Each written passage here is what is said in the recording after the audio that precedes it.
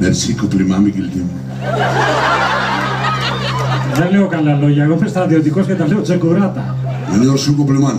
Nekledim, militar, anadın geldi, balta biliyorsun. Πάντα μου άρεσαν οι άντρες με στολή. Μου βγάζουν κάτι άγριο. Bıraktıçın με ένα uniform. Ne diyorsun ama brutalite? Κάτι άγριο, μη μου λες εμένα τέτοια γιατί ερεθίζομαι. Brutalite? Vay, gavlıyoruz ama. Όλο λόγια είσαι. Çok bla bla bla bir gideyim. Όλο λόγια, πάψε γιατί αν συνεχίσεις θα αναγκαστώ να εφαρμόσω το Οθωμανικό δίκαιο.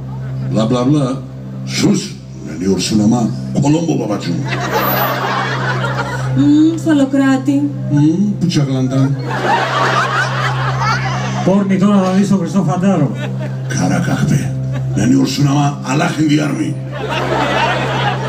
Πρόσεχε τα λόγια σου για τον Χριστό γιατί είμαι Ελληνίδα. Πηγητζίμ Τζιζούς, ne diyorsun Yunan? Ελληνίδα, δηλαδή άφρακη, Yunan, aha. Verese Batırhan.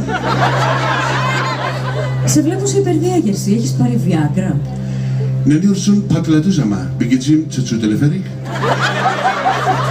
Ο Σουλεϊμάν δεν χρειάζεται Viagra. Süleyman siktir Çeçuteleferik. Βλέπω έχεις αυτοπεποίθηση. Είσαι τόσο καλός εραστής. Yalnız pηγητζίμ, ne diyorsun super zigolo? Ο καλύτερος. Tatsopoulos.